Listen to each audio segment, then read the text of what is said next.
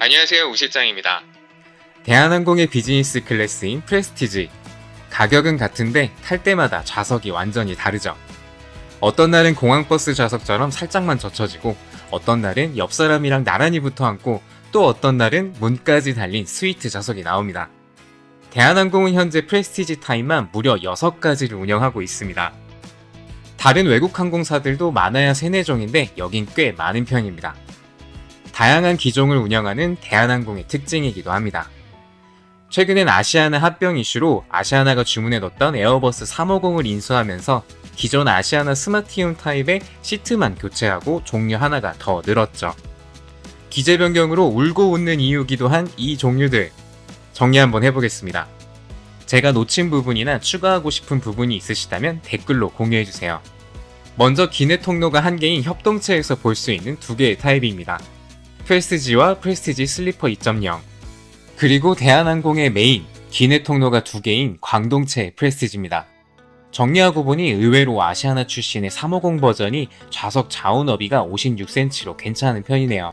737 전기종에 부착된 프레스티지는 국내선이나 일본, 중국, 동남아, 중단거리 비행에서 볼 수 있고요. 대한항공에서 유일하게 풀플랫이 아닌 우등버스 같은 좌석입니다. 슬리퍼 2.0은 대한항공이 에어버스 321 네오에 장착하면서 새롭게 선보인 협동체형 비즈니스석이고요. 협동체 비즈니스로는 훌륭한 편입니다.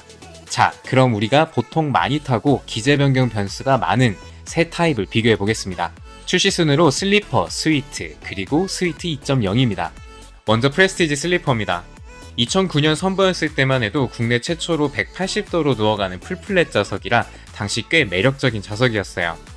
지금은 장거리에서 걸리면 폭망인 좌석이 돼버렸죠.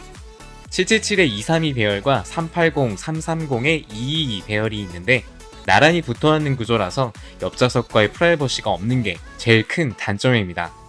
창가 좌석에 앉거나 777의 가운데열, 세석의 가운데석에 앉게 되면 통로로 나갈 때 옆 사람에게 양해를 구하거나 넘어서 나가야 하는 불편함이 있습니다. 좌석 사이 팔걸이는 공유하고 있고요. 의도치 않게 옆 사람이 뭐 하는지가 다 보이는 구조예요.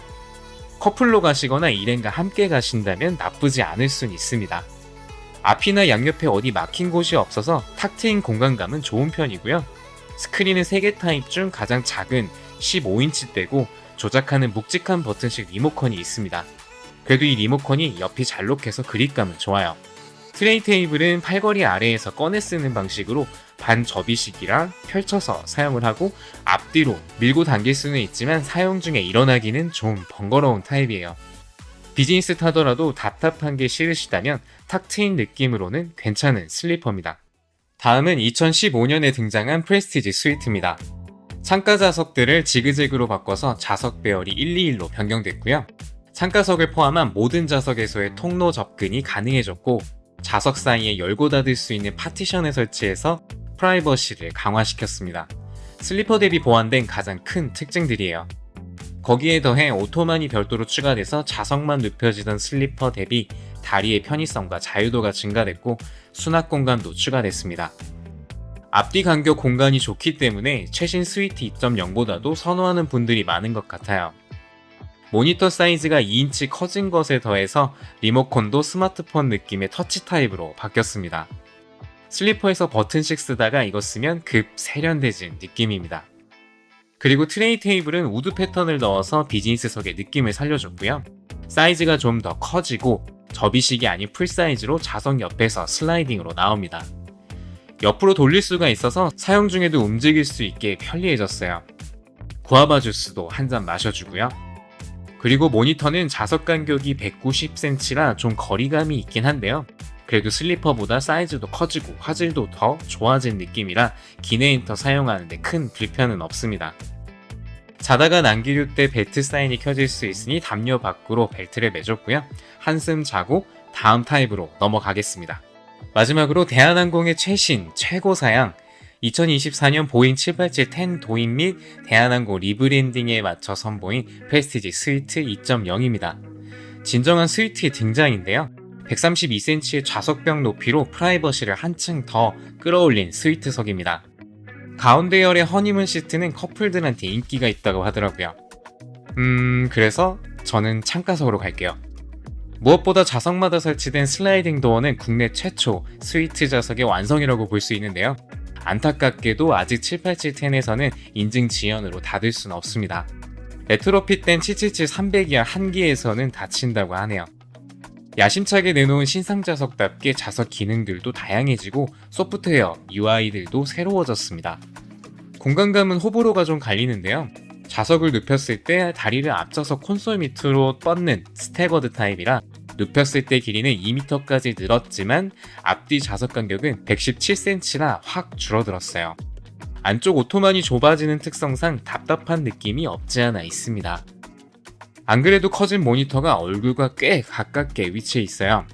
모니터가 진짜 커졌는데요. 23.8, 약 24인치까지 확 커졌고 4K를 지원하면서 기내 엔터를 활용하는 맛이 좋아졌습니다.